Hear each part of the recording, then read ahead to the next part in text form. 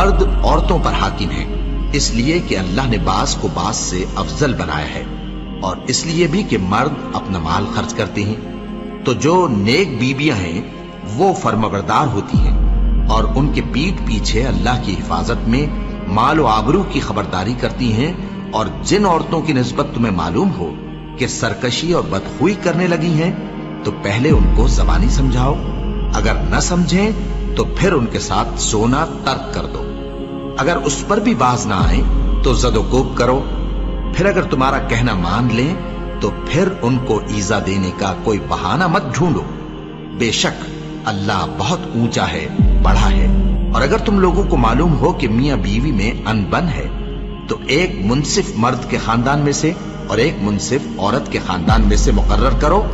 وہ اگر صلح کرا دینی چاہیں گے تو اللہ ان میں موافقت پیدا کر دے گا۔ کچھ